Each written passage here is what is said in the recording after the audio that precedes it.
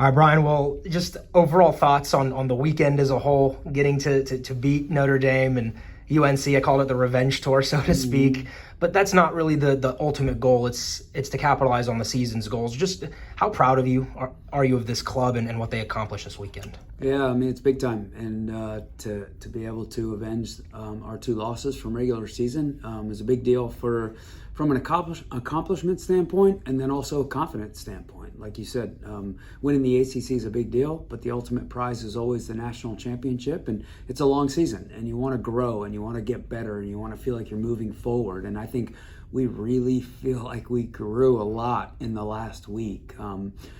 Having lost 4-0 at Notre Dame, having lost 2-1 here, even though we played really well against Carolina, having to play both those teams in a tough environment, right? In 110 minutes against Notre Dame, and in both games, trail, right? We trailed against Notre Dame late in the second half, trailed in the first half against Carolina, and to come back from behind in both cases and win shows a lot of maturity, shows a lot of grit, shows a lot of talent, and most importantly, like I said, growth moving forward into the national tournament. You mentioned trailing and finding a way to come back. When you looked out at the field multiple times that weekend, did you just see a calmness in your team? Because it just didn't seem like they were shook at any point in either of those games. Yeah, I mean, three-peat. Three-peat means that you have good players who have been there before, right? And we have a lot of veteran kids who have been on that stage. And Carey is a bit of a home away from home for this program. And so, after the goal yesterday against Carolina, they got together on the field and talked for quite a while. And it's probably a little bit of a combination of organizing and talking out some things tactically, but also just picking each other up. And we knew going into the game, you go into any game at a high level, there are going to be ebbs and flows. There are going to be moments where you control things, moments where you don't. But what you have to control is your energy, right? And your outlook and your attitude, individually and collectively. And we talked a lot about that going into the match. And they couldn't have managed it better, because I think really after that goal for the next, whatever it was, 60 plus minutes, we were far and away the better team.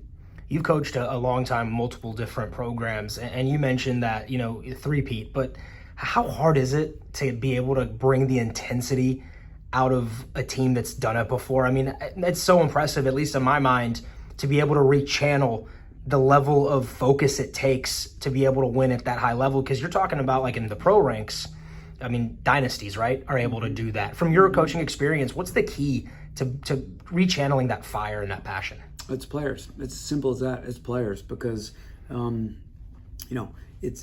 having the right kids, having the right talent, having the right age of kids, and if they're all the right pieces, then they want to win. They're that competitive, and I've never been around a group that's as competitive as this group. So even though they had done it and been there before, they wanted it just as badly. And in some ways, right, we lost some big personalities from last year's team. And so in many ways, this group is stepping up individually and then collectively into roles they haven't really been in before. Maybe Clara, obviously, she was going for a three-peat MVP all tournament team. But other than that, right, I mean, Flynn, obviously, consistent starter, nice one, big roles, but it's now their team. It's unequivocally, right? The Jalen's are gone, the Emilys are gone, the Gabby Carls are gone, Pav is gone, right? Yuji's gone, right? So those kids are big deals, right? It's now this team's team, and these kids did an amazing job of shouldering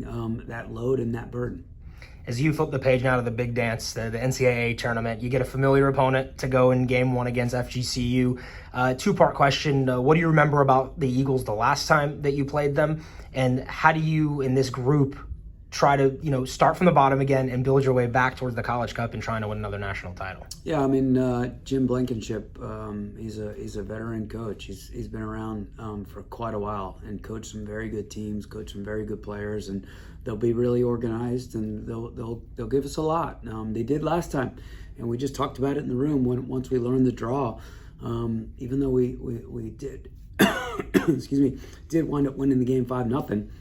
It was 0-0 at half. And we reminded our kids of that pretty quickly. So we had a hard time getting going, and they hit the crossbar at least once, maybe twice in the first half, and very easily could have been ahead of us 1-0 at halftime. And so we got to come out ready to play. We didn't do that in a great way in that first effort, and I'm hoping that, and I'm confident that our kids will be ready to do so. But they've got some dynamic kids in their front five, and we're going to need to manage them and keep them at bay. And it is nothing matters beyond this weekend. Florida Gulf Coast is going to give us all we can handle, and hopefully we can get a result. Lastly, for me, just how big is it to be able to host at home? Not just, playing on your home field and having the fans here, but also just like the preparation of it and being in familiar beds and kids getting to go to class and all that. And it's all big deal. It's all big deal. Especially coming back, right? We got back last night around 8 o'clock. We've been gone since Wednesday morning. Long weekend, emotional weekend, physically and emotionally tiring. And now we get to we had a little training session, a little recovery today. And then we're not going to see the kids for 48 hours. They're not going to see us for 48 hours. They're just going to get away, right? Which is great. And then we'll get back together Wednesday, and we'll have 48 hours to prepare for a home match against a really good Florida Gulf Coast team. All right, Coach. Well, best of luck in the NCAA tournament. All right. Thanks, Arya.